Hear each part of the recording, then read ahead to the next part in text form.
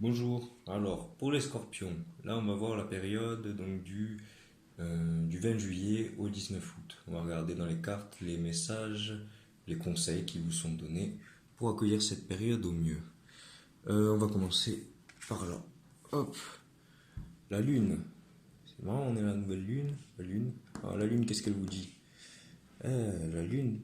La lune, elle vous invite à reconnecter avec vos émotions, à écouter, écouter quelque part tout ce qui se passe à l'intérieur de vous, à écouter aussi vos instincts, écouter votre inconscient.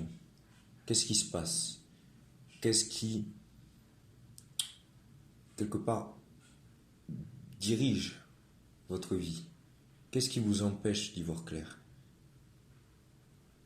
La lune, elle vous invite vraiment là, dans cette période, à avoir un œil vers l'intérieur, à connecter, avec votre part de féminité aussi, j'entends. Là, vraiment, c'est votre côté récepteur qu'on vous demande de mettre en pratique. Parce que vous êtes beaucoup en mode émetteur, euh, là, on vous invite vraiment à recevoir de l'énergie, à vous ressourcer, à connecter. Si vous avez même la possibilité, connecter à l'eau quand vous prenez un bain, quand vous prenez une douche, quand vous buvez un verre d'eau, connectez à l'élément eau. Connectez aussi à vos émotions.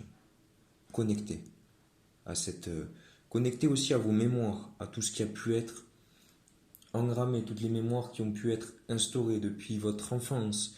Est-ce qu'elles sont justes? Est-ce que c'est utile pour vous de les garder? Faites un tri au niveau de vos os. On va regarder ici. Ok.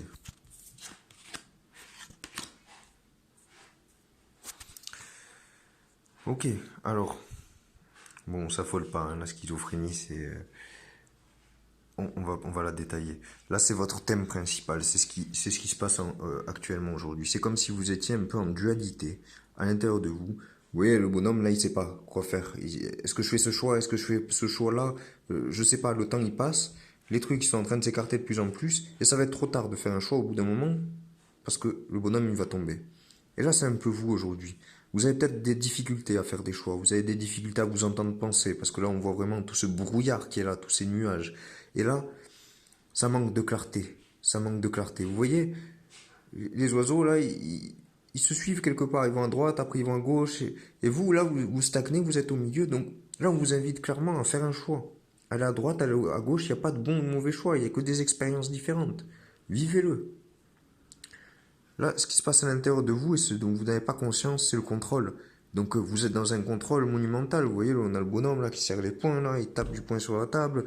On retrouve ce brouillard qui est là.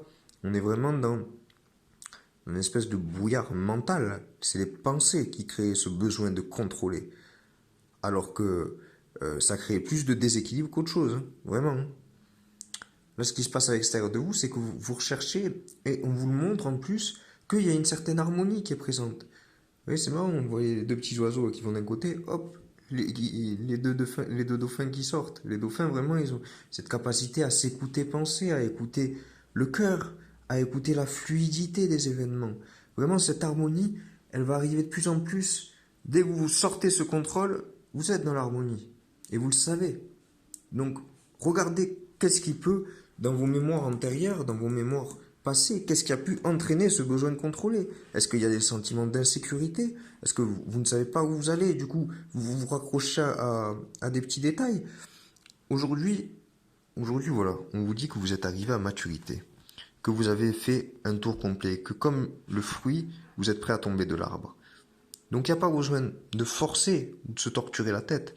Il y a juste besoin de laisser aller, de suivre cette harmonie, d'y aller avec douceur, avec sérénité. Vous voyez, on retrouve encore la lune ici, hein. Donc connecter, peut-être arriver à faire le silence à l'intérieur de vous pour connecter à votre réceptivité, pour connecter à votre voix intérieure, pour connecter à la douceur.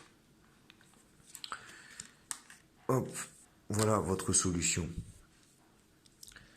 Rencontrez votre moi divin. Regardez-vous dans le miroir.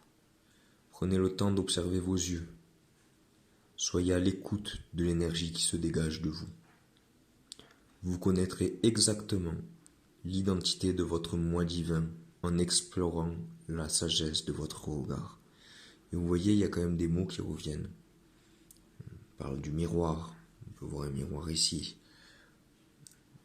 D'être à l'écoute de l'énergie. Donc on vous dit vraiment de faire pause en fait. Là vous êtes peut-être à vouloir que les choses elles avancent, sauf que vous êtes en train de ramer plus qu'autre chose parce que il y a un timing pour tout. Donc faites pause, regardez-vous dans le miroir, regardez ce qui bloque encore, regardez ce qui crée ce déséquilibre, ce qui crée ce besoin de contrôler pour vous ouvrir à l'harmonie, à la douceur. Vous êtes prêt, prête, vous êtes mature. Donc rencontrez votre moi divin. Allez-y, lisez dans le miroir, regardez ce qui se cache vraiment dans vos yeux. Laissez remonter vos peurs, laissez remonter vos blessures, laissez remonter votre joie. Guérissez, c'est le moment. Vous avez le temps pour explorer l'inconscient. Allez-y, écoutez.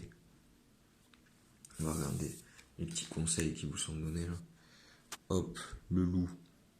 Indépendance, idée novatrice, guide intérieur, aide à trouver son chemin de vie. Et encore, on retrouve la lune derrière. Donc là, vous êtes vraiment connecté. En plus, c'est une période assez significative.